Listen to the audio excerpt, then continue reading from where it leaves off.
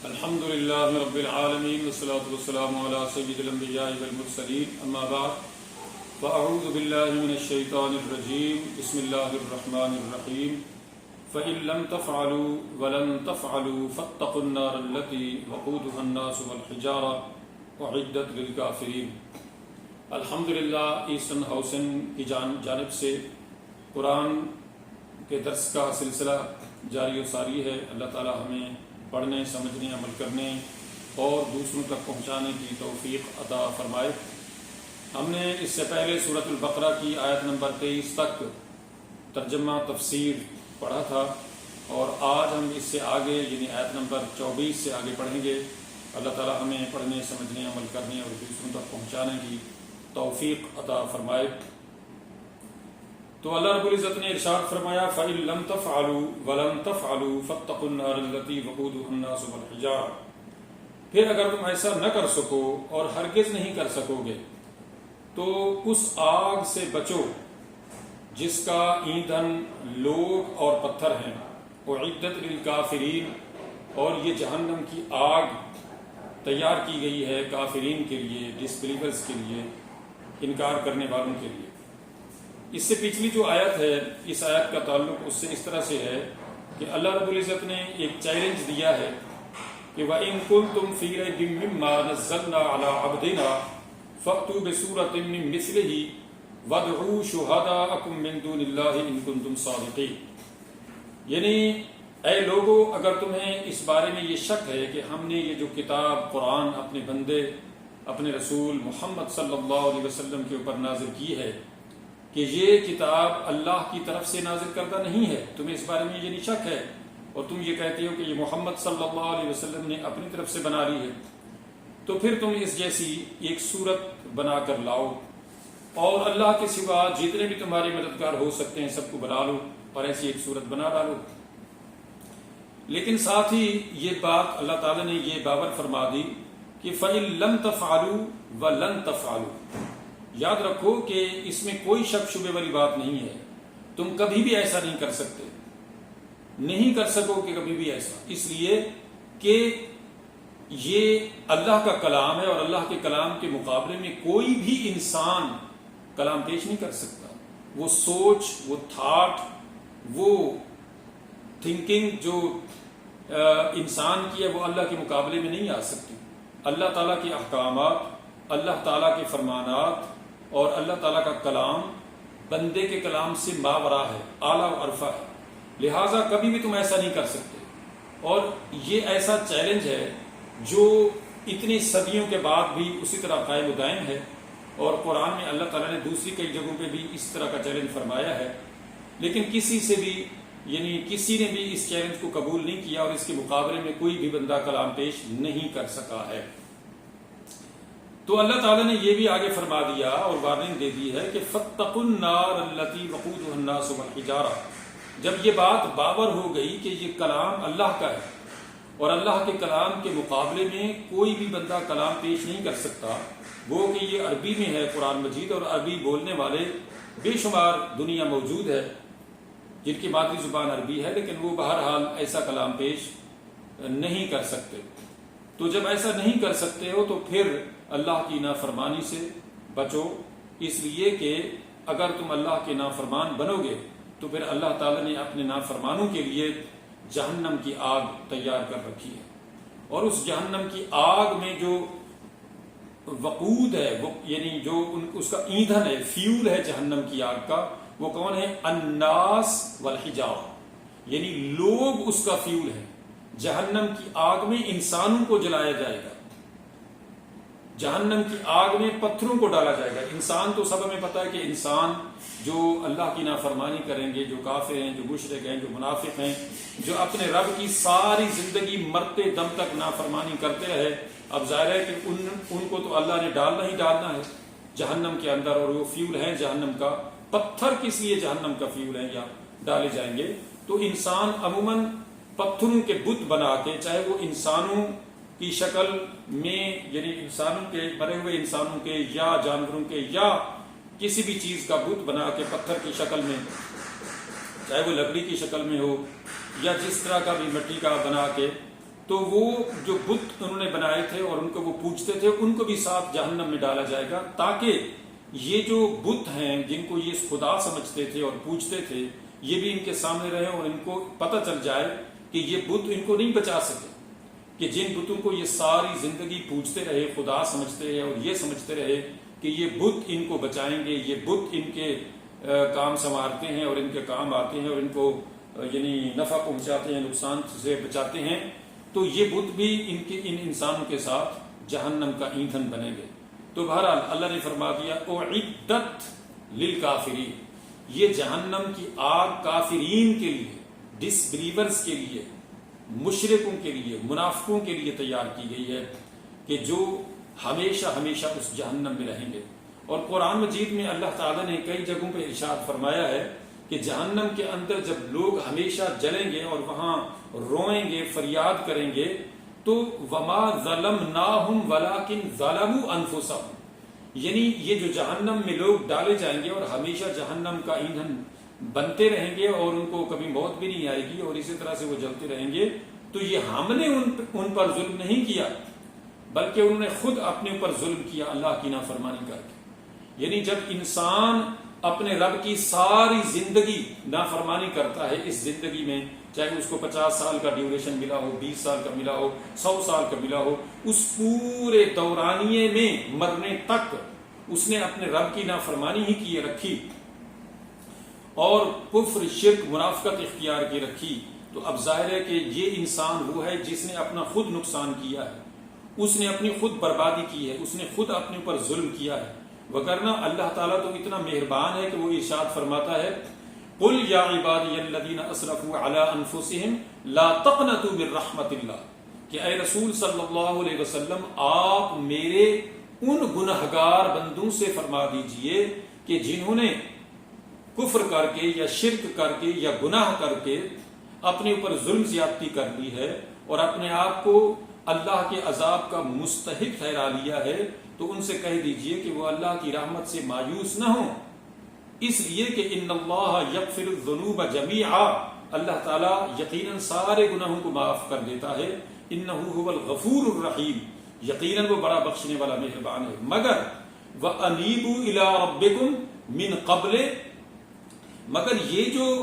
بخشش کا، معافی کا معاملہ ہے، توبہ کی قبولیت کا معاملہ ہے، یہ اس وقت تک ہے جب تک کہ تمہیں موت نہیں آ جاتی۔ جب موت یا سکرات الموت یا پروسیس آف ڈیتھ شروع ہو جاتا ہے تو اس وقت نہ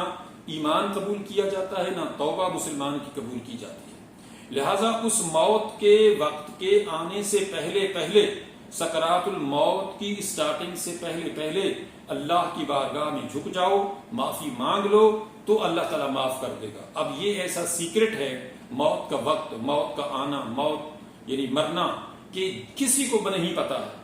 ہم میں سے ہر ایک انسان، چاہے وہ جوان ہو، چاہے وہ صحت مند ہو، چاہے وہ بوڑھا ہو، بیمار ہو، کوئی نہیں جانتا کہ یہ کب مرے گا۔ ایون کہ ایک بندہ ڈیتھ پوائنٹ پر ہے، کتنا سیریس ہے، ڈاکٹر لکھ دیتے ہیں کہ جناب یہ ڈیتھ پوائنٹ پر ہے، سیریس ہے، فلاں یہ، لیکن اس کا بھی نہیں پتا چلتا ہے کہ یہ کتنے گھنٹے، کتنے دن، کتنے یعنی ہفتے، مہینے جو ہے وہ جیے گا، اس کا بھی نہیں ہوتا پتا کہ یہ کب مر جائے گا۔ تو ایک صحت مند انسان کا بھی یہی صورتحال ہے کہ یہ نہیں کہا جا سکتا کہ چونکہ یہ بندہ جو ہے وہ صحت مند ہے، تندرست ہے، اس کو ابھی موت نہیں آنی، کسی کی کوئی گارنٹی نہیں ہے۔ لہٰذا اللہ تعالیٰ نے ہر انسان کو یہی موقع دیا ہے کہ وہ ودن نو ٹائم فوراً توبہ کرے، اللہ کے سامنے جھک جائے، معافی مانگ لے، تو اس کو معافی مل جائے گی، چاہے اس کے کتنے بھی گناہ ہیں، کفر ہے، شرک ہے، منافقت ہے، یا کتنی سیاہیاں ہیں اس کے نام اعمال میں، معافی مل سکتی ہے، بٹ وہ موت کی اسٹارٹنگ سے پہلے، پروسیس آف ڈیتھ سے پہلے، سکرات الموت سے پہلے تو لہٰذا مرنے کے وقت جو ہے کوئی توبہ قبول نہیں کی جائے گی، اور مرنے کے پروسیس سے لے کے آگے تک جو بھی پروسیس ہے جہنم میں جانے تک، قبر اور یہ وہ سارا سسٹم، اس میں کوئی معافی نہیں ہے، چاہے بندہ کتنا روئے گا، کتنا چلائے گا۔ اور قرآن مجید میں جگہ جگہ یہ ہے کہ وہ کہیں گے کہ پروردگار ہمیں پھر ایک بار موقع دے دے اور ہم پھر توبہ کر لیں گے اور آئندہ کبھی ایسا نہیں کریں گے، مگر ان کی کوئی سنوائی نہیں ہونے والی۔ آگے فرمایا وبشر الذین آمنوا وعملوا الصالحات ان لهم جنات تجری من تحتها الانہار، کہ اے رسول صلی اللہ علیہ وسلم ان لوگوں کو جو ایمان لائے اور اچھے کام کرتے رہے ان کو یہ خوشخبری سنا دیجئے کہ ان لهم جنات تجری من تحتها الانہار، کہ ان کے لیے ایسی جنتیں ہیں، ایسے باغات ہیں، ایسے گارڈنز ہیں کہ جن کے نیچے نہریں جاری ہیں، یعنی ان کو جنت میں داخلہ ملے گا، ان کے لیے جنت ہم نے بنا ڈالی ہے۔ کلما رزقوا منها من ثمرات الرزق۔ اچھا، اس میں یہ ہے کہ جنت کا جب ذکر آتا ہے کہ مسلمان جنت میں داخل ہوگا، اس کے لیے اس سے پہلے یہ قرآن مجید میں جگہ جگہ یہ آیت اس طرح کی آئی ہے کہ آمنوا وعملوا الصالحات، یعنی جو ایمان لائے اور اچھے کام کرتے رہے۔ مطلب کیا کہ صرف ایمان لانا ڈائریکٹ جنت میں جانے کے لیے کافی نہیں ہے، کہ کوئی بندہ مسلمان تو ہے، جیسے آج کل ہماری حالت ہے، آپ دیکھتے ہیں اگر میں کہوں کہ 90% ہمارے مسلمان بے عمل ہیں، نماز نہیں پڑھتے، روزے نہیں رکھتے، جھوٹ بولتے ہیں، ملاوٹ کرتے ہیں، کیا کیا کرتے ہیں، کیا کیا بتایا جائے، کیونکہ ہمارے سامنے ہے، سب کے سامنے ہے کیا صورتحال ہے ہماری۔ تو اب ایمان تو لے آئے، ٹھیک ہے جی، اب ان کے اندر ایمان کتنا ہے یہ تو صرف اللہ اور بندے کے درمیان میں ایک سیکرٹ ہے، اللہ جانتا ہے اس میں کتنا ایمان ہے، بٹ اس کا عمل جو ہے وہ اس کی نفی کر رہا ہے۔ وہ نماز نہیں پڑھتا، وہ مسجد میں نہیں جاتا، وہ جھوٹ بولتا ہے، وہ شراب پیتا ہے، وہ رشوت لیتا ہے، وہ زنا کرتا ہے، وہ کیا کیا کام کرتا ہے برے برے، اس کا عمل بظاہر بالکل مسلمان سے ڈیفرنٹ ہے، اسلام سے ڈیفرنٹ ہے۔ اب وہ مسلمان ہے لیکن اس کا عمل مسلمان والا نہیں ہے، اسلام والا نہیں ہے، تو یہ صرف ایمان اس کو جنت میں نہیں لے جائے گا ڈائریکٹ۔ ہاں یہ ضرور ہے کہ ایک بندہ مسلمان ہے اور وہ بے عمل ہے، اس نے نماز نہیں پڑھی، اس نے نماز روزہ حج زکوٰۃ ارکان اسلام مطلب کچھ بھی نہیں کیا، بہت بڑے گناہ کیے، اب یہ اللہ کا معاملہ ہے کہ اللہ تعالیٰ اس کے ساتھ کیا کرتا ہے، اس کو سزا دے کے جہنم کی، تو پھر اس کو جو ہے وہ جنت میں لے جاتا ہے، یہ اس کی مرضی ہے، یا اس کو معاف کر دیتا ہے۔ جو بھی کرے وہ اللہ تعالیٰ عالم ہے، وہ مالک خالق رازق سب کچھ وہی ہے۔ لیکن بہرحال اللہ نے جو قرآن مجید میں بار بار جو بات فرمائی ہے وہ یہ ہے کہ آمنوا وعملوا الصالحات، یعنی جنت میں مرنے کے بعد ڈائریکٹ جانے کے لیے دو چیزیں ضروری ہیں، آمنوا وعملوا الصالحات، ایمان اور عمل صالح۔ ایمان ہوگا، ایمان کا مطلب کیا ہے؟ آمانا یوم ایمان کا مطلب ہوتا ہے ماننا، ٹو بلیو، ماننا، یقین کرنا کہ ہاں جی میں اللہ کو ایک مانتا ہوں، محمد رسول اللہ کو اللہ کا آخری رسول مانتا ہوں، جنت دوزخ فرشتے ساری جو بھی یعنی ارکان اسلام جو بھی اسلام کی بیسک چیزیں ہیں ساری ان کو مانتا ہے اور ان کا انکار نہیں کرتا، ان کا یقین کرتا ہے، یہ ہے ایمان۔ اب عمل کیا ہے؟ عمل ان کے مطابق ہے، نماز ہے، روزہ ہے، حج زکوٰۃ ارکان اسلام ساری چیزیں، حلال حرام کی تمیز، یہ ساری وہ کرتا ہے، یہ ہے عمل۔ اب وہ ایمان اور عمل صالح دونوں اس کے پاس ہیں تو وہ اس کے لیے کہا ہے کہ اندر ہم جنت تجری من تحتها الانہار، پھر اس کو جنت ملے گی، وہ بغیر کسی پنشمنٹ کے، بغیر کسی مواخذے کے، سزا کے، وہ جو ہے وہ جنت میں جائے گا مرنے کے بعد سیدھا۔ لیکن اگر اس کے یعنی ایمان تو ہے لیکن عمل صالح نہیں ہیں، تھوڑے ہیں، زیادہ ہیں، اس کا پھر معاملہ اللہ کے سپرد ہے، وہ اس کے ساتھ کیا کرتا ہے۔ تو بہرحال جو میرا پوائنٹ ہے بار بار جو میں بتانے کی کوشش کر رہا ہوں وہ یہ ہے کہ قرآن مجید میں یہ آیت بار بار آئی ہے، آمنوا وعملوا الصالحات، آمنوا وعملوا الصالحات، ایمان لائے اور اچھے کام بھی کرتے رہے، یہ دونوں چیزیں ہوں گی تو جنت ملے گی۔ اچھا آگے پھر یہ کہ کلما رزقوا منها من ثمرات الرزق، ان مسلمانوں کو، ان مومنوں کو، ان جنتیوں کو جنت کے اندر جب جنت میں رزق عطا کیا جائے گا، پھل عطا کیے جائیں گے، کھانے پینے کی چیزیں، تو قالوا هذا الذي رزقنا من قبل، تو یہ جنتی جنت کی یہ چیزیں، نعمتیں، پھل فروٹ کھانے کے بعد یہ کہیں گے کہ یہ وہی تو ہیں جو ہمیں اس سے پہلے دیے گئے تھے دنیا میں، یعنی اللہ تعالیٰ نے جس طرح کے ہمیں پھل پھول، یہ پھل جو ہے وہ دنیا میں دیے تھے کھانے کے، یہ اسی طرح کے ہیں۔ تو اللہ فرماتے ہیں وہ اتو بہ متشابہہ، یہ جو پھل ان کو جنت میں دیے جا رہے ہیں یہ اصل میں ان سے ملتے جلتے ہیں، لیکن بہرحال جو جنت کی نعمتیں ہیں وہ ان سے ملتی جلتی تو کچھ ہو سکتی ہیں، لیکن بہرحال جنت جنت ہے، اس کی جو نعمتیں ہیں وہ ماورا ہیں ہماری سوچوں سے، ہمارے فہم و ادراک سے کہیں بڑھ کر ہیں۔ یعنی مختصر یہ بات ہے کہ جنت کی تمام تر نعمتیں، جنت کی تمام تر سہولتیں ان نعمتوں سے جو دنیا میں ہمیں اللہ نے عطا فرما رکھی ہیں ان سے کہیں ماورا ہیں، کہیں بڑھ کر ہیں۔ وَلَهُمْ فِيهَا أَزْوَاجٌ مُطَهَّرَةٌ، تو جنت میں ان جنتیوں کے لیے من جملہ دیگر بہت ساری نعمتوں کے وہاں پہ ان کے لیے پاک صاف بیویاں ہوں گی، مطہرہ۔ دنیا کے اندر آپ دیکھتے ہیں نا کہ انسان کے اندر مرد ہو یا عورت ہو اس میں بے شمار آلائشیں ہیں، تو ان آلائشوں سے انسان وہاں پاک ہوگا، مرد بھی عورت بھی، اور خصوصاً عورتوں کے اندر جو معاملات ہوتے ہیں اندرونی وہ ان تمام تر آلائشوں سے پاک صاف ہوں گی۔ تو اس لیے قرآن مجید میں جہاں بھی جنت کی بیویوں کا یعنی حوروں کا ذکر آیا ہے تو یہ یعنی دنیا والی عورتیں بھی اور جنت کی حوریں بھی یہ مطہرہ ہوں گی ان تمام تر آلائشوں سے جو دنیا کے اندر ہمارے پیٹ کے اندر ہمارے جسم کے اندر ہیں، اور ظاہر ہے کہ یہ آلائشیں ہیں، گندی چیزیں ہیں، مگر وہاں پر یہ چیزیں نہیں ہوں گی، خواتین کے اندر بھی مردوں کے اندر بھی، تو وہاں پہ پاک صاف بیویاں جو ہیں ان جنتیوں کے لیے ہوں گی۔ وَهُمْ فِيهَا خَالِدُونَ، اور یہ جنتی ہمیشہ ہمیشہ اس جنت میں رہیں گے۔ جیسے میں نے پچھلے بھی کسی لیکچر میں کہا تھا کہ جنت یا جہنم کا جو داخلہ ہے وہ ابدی ہے، یعنی وہ جو جنت میں جائیں گے جنتی وہ ہمیشہ جنت میں رہیں گے، نہ تو ان کو موت آئے گی، نہ ان کو بیماری ہوگی، نہ وہ بوڑھے ہوں گے، نہ ان کو نکالا جائے گا، نہ کوئی پریشانی ہوگی، نہ کام کاج، کچھ بھی نہیں۔ عیش و عشرت کی زندگی ہے، تسکین و طمانینت کی زندگی ہے، اور ہمیشہ کی زندگی ہے، اور ہمیشہ کا وہاں داخلہ ہے، اور بالکل یہی صورتحال جہنم کی ہے۔ وہاں پہ بھی آپ دیکھتے ہیں خالدین ابدا فرماتا ہے اللہ تعالیٰ کہ جہنم کے اندر بھی جو لوگ جہنم میں جائیں گے تو ان کو موت نہیں آئے گی، ان کو نکالا بھی نہیں جائے گا۔ ہاں ایک مسلمان جو ہے اپنی بدعمالیوں کی سزا جہنم میں اس کو اگر اللہ تعالیٰ ڈالتا ہے، اللہ کی مرضی ہے، اللہ تعالیٰ ہم سب کو بچائے اپنی کرم اپنے فضل سے، اور ہمارے پیارے رسول صلی اللہ علیہ وسلم کی شفاعت ہمیں عطا فرمائے، اور پیارے قرآن کی سچے اپنی کلام کی شفاعت نصیب فرمائے، رمضان کی شفاعت نصیب فرمائے جیسا کہ حدیث میں ہے۔ تو اللہ تعالیٰ ہمیں معاف فرما دے، اللہ تعالیٰ ہمارے گناہوں کو معاف فرما دے۔ لیکن جو بہرحال منافق یا مشرک یا کافر ہیں ان کے لیے تو ابدی ہے، فار ایور ہے، ان کو کبھی بھی جہنم سے نہیں نکالا جائے گا۔ اور پھر یہ کہ ان کو وہاں موت بھی نہیں آئے گی، جیسا فرمایا ہے کہ إِنَّهُ مَنْ يَأْتِ رَبَّهُ مُجْرِمًا فَإِنَّ لَهُ جَهَنَّمَ لَا يَمُوتُ فِيهَا وَلَا يَحْيَا،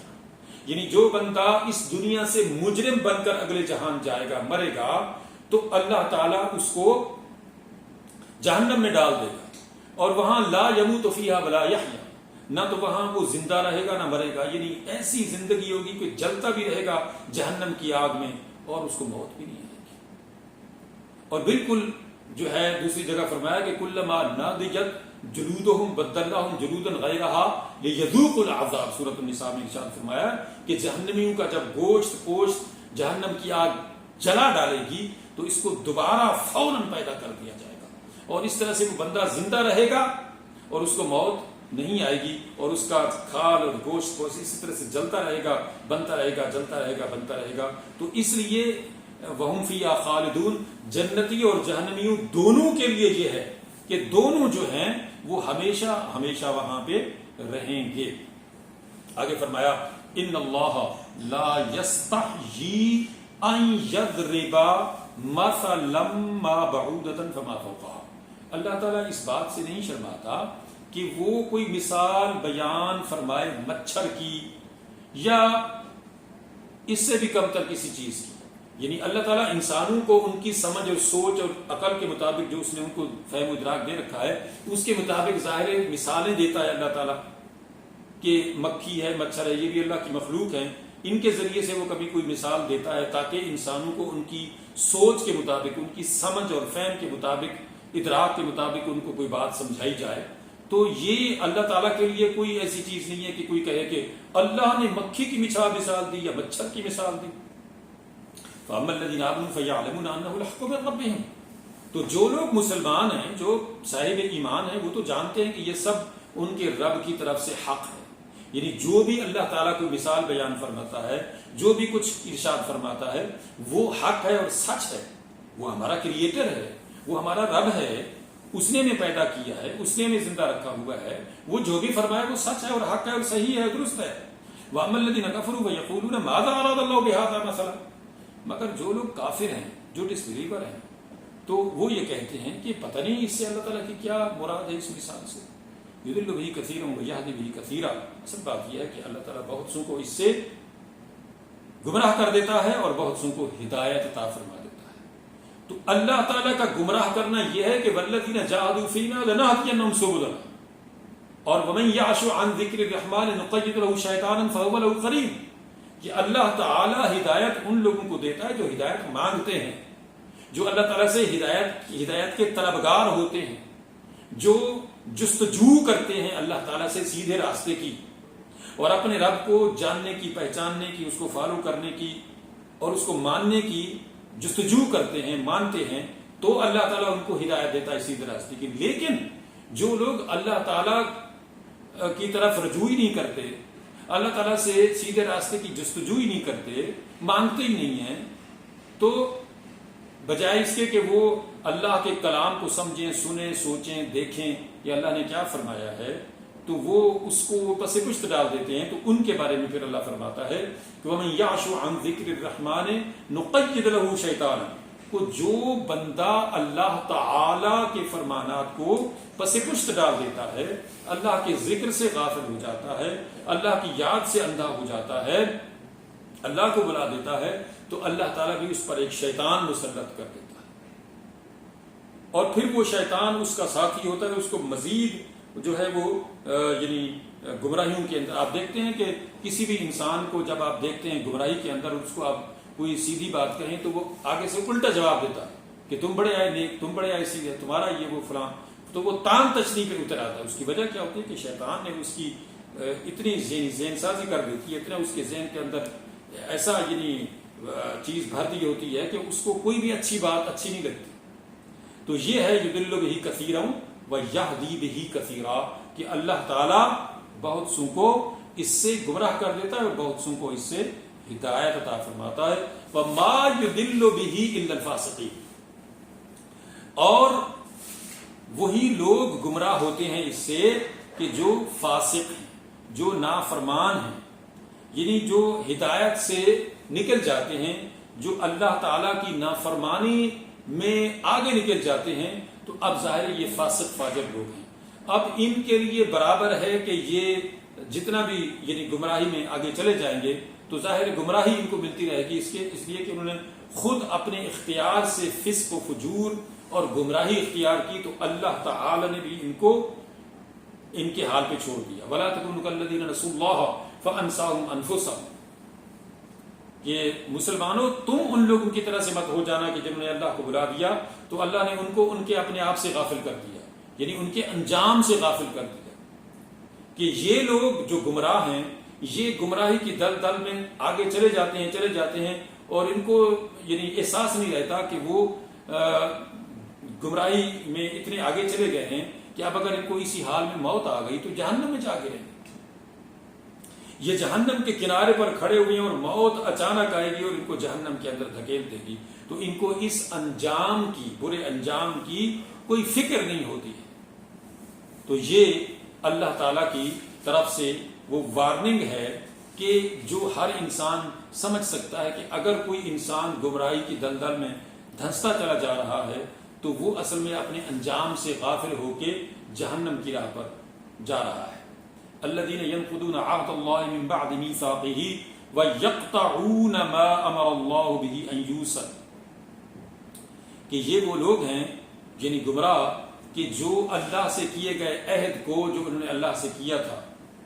جو سورۃ اعراف میں آیت نمبر 172 میں اللہ تعالیٰ نے جس میں ذکر کیا ہے کہ وَإِذْ أَخَذَ اللَّهُ مِيثَاقَ النَّبِيِّينَ وَإِذْ أَخَذَ اللَّهُ مِيثَاقَ کہ اللہ تعالیٰ نے جو میثاق لیا تھا آدم کی پشت سے ساری انسانیت کو نکال کے کہ وَإِذْ أَخَذَ رَبُّكَ مِنْ بَنِي آدم، کہ بنی آدم کی ساری جو نسل اس دنیا میں آنے والی تھی اس سے جو اللہ تعالیٰ نے عہد لیا تھا، وہ مراد ہے اس سے کہ وہ جو عہد اللہ نے لیا اس کو یہ توڑ رہے ہیں۔ اور پھر ایک یہ کہ اللہ تعالیٰ نے انسان کو تخلیق کیا، جیسا کہ حدیث پاک میں آتا ہے کہ کل مولود یولد علی فطرت اسلام، یعنی ہر انسان جو پیدا ہوتا ہے دنیا میں وہ فطرت اسلام پر پیدا ہوتا ہے۔ ابواہ یحودانہ او یمجسانہ او ینصرانہ، پھر اس کے والدین اس کو مجوسی عیسائی جو بھی ان کا مذہب ہوتا ہے والدین کا، وہ اس کو بنا دیتے ہیں۔ تو بہرحال اللہ تعالیٰ کی طرف سے ہر ایک انسان کے اندر یہ ودیت کی گئی اس کی سرشت میں، یعنی ہدایت، تو یہ اس کے میثاق میں بھی شامل ہے، لیکن وہ انسان جو ہے اس کو توڑ دیتے ہیں، اس میثاق کو، اور اللہ سے کیے گئے وعدے کو نہیں نبھاتے۔ وَيَقْطَعُونَ مَا أَمَرَ اللَّهُ بِهِ أَن يُوصَلَ، اور وہ قطع کرتے ہیں اس کو، یعنی اس رشتے کو بھی جو اللہ نے جس کو جوڑنے کا حکم دیا ہے، یعنی رشتوں کو بھی یعنی قطع تعلق کرتے ہیں، یعنی انسانیت کا جو رشتہ ہے، میاں بیوی کا ہے، بچوں کا ہے، خاندان کا ہے، یا یہ اکائی ہے انسانیت کے جو اپنے ساتھ جوڑنے کے لیے پوری انسانیت کے لیے ہے۔ اور یہ آج چیز جو ہے ہمارے انسانی معاشرے سے نکلتی جا رہی ہے۔ تو یہ اللہ نے فرمایا وَيَقْطَعُونَ مَا أَمَرَ اللَّهُ بِهِ أَن يُوصَلَ، کہ اللہ تعالیٰ نے تو حکم دیا ہے ان رشتوں کو جوڑنے کا، اور یہ جو فاسق فاجر قسم کے لوگ ہیں وہ ان رشتوں کو توڑ دیتے ہیں، وہ اس صلہ رحمی کو، اس رشتے کو جو انسانی رشتہ ہے باہمی انسانوں کو جوڑنے کا،